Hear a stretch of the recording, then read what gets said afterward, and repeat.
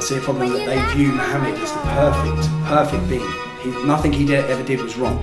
And when you read into Muhammad's life and you study Muhammad, and you find out that he was 56 years old when he married a 6-year-old child, and she still had a doll with her, and after beating her up, he then raped her when she was age 9. I have a huge problem. He executed seven poets. Poets, yeah? There is no free speech in Islam. I believe in free speech. There's no free speech. You're not allowed to criticise Muhammad. If you criticise Muhammad, you have to be killed. It's a punishment. One of the less things in the problem when I read it is jihad, which is terrorism. Which is terrorism that we see being committed across the globe on a daily basis against our people. So when people say, what's my problem with Islam? It's not coming from the ignorant issue. I've read, I've studied, I know it inside out. I know the Quran better than most Muslims. Fascism that teaches all of its followers that they are superior to other people, and that other people are automatically going to burn in hellfire, and that other people are like apes and pigs. It quotes in the Quran time after time again, we're cattle, we're animals, as non-Muslims. Ultimately, the most easy way, no matter how bad your life has been, which is what we'll probably find about these terrorists, yeah? We find it about most of them. We find that they've even been gay, many of them. Yeah? We find that they've been out drinking alcohol. We find that they've lived a life full of haram. Yeah? Haram and halal. Halal are the good deeds in Islam, haram are the outlawed deeds. So no matter how halal their life has been, yeah? If they want to get to heaven, they just have to kill non-Muslims in a holy jihad.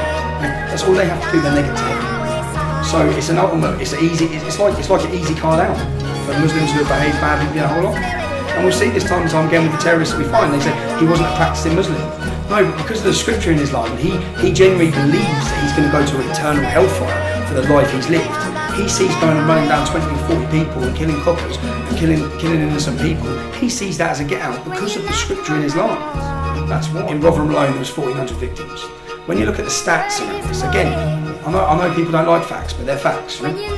Street gang grooming, not paedophilia. The majority of paedophiles in the UK are white, lone operative paedophiles. Yeah? As you'd expect from a 90% white country. But when you get street gang grooming in large numbers, where all the perpetrators know each other, related, their cousins, their work colleagues, 90% of the convictions there are Muslim. 90% out of a population of 4%, and 20% of them are called Muhammad. There is a correlation between sexual exploitation and rape and Islam. There is a correlation between terrorism and Islam. I wish there wasn't. There is. That's the reality of it. The reality of it is yesterday when we saw this attack in London, which now we have to think about what's happening. We've got a dead police officer, we've got a mother of 2 on her way to collect their kids who were mowed down and murdered. All of these things, this was a year anniversary for Brussels. There was 12 attacks planned last year. 12 terrorist attacks. People think, oh look, it's only a small number. No, it's not. Do you know, I looked last night, because you know, I quoted 55,000 times. So Al-Qaeda's magazine called Inspire, that they released for all of their followers and supporters to download to understand terrorism and how to kill us and attack us. 55,000 downloads in 3 months in the UK. 4,000 downloads a week of a terrorist manual by Muslims in the UK.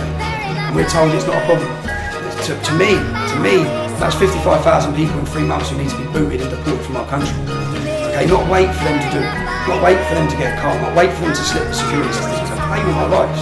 You're going to play with our kids' future. You're playing with our country. You're rolling the dice and gambling in our country. And I'm sorry, I don't think we should do that. And that's just, and I may get a lot of hate aimed at me. I've had loads against it yesterday. I don't really care. I don't care. I know I'm right. I know morally I'm right. I know it's a righteous cause I'm fighting. And I know that history will remember me for it. That's it. I'm pro-freedom.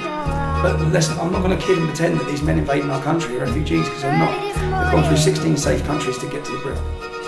Look at what the chaos that caused in Europe.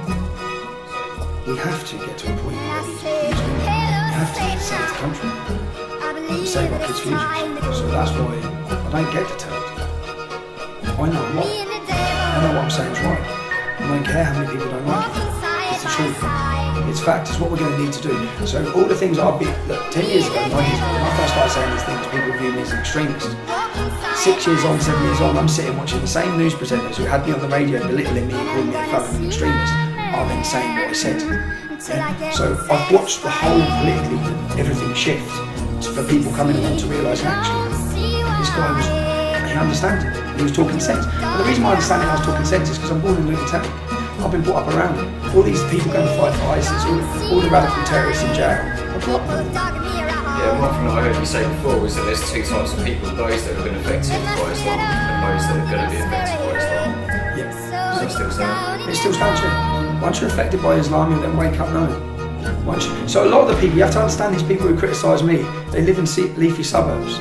They don't understand what I'm talking about. They don't get it. They think all cultures are equal. Everyone's equal. Everyone's the same. No, they're not. News for you. News for you. Islam's very, very different. Very different. The hostility, the hate, the violence. It's a whole new ball game that we've ever dealt with. And it's here.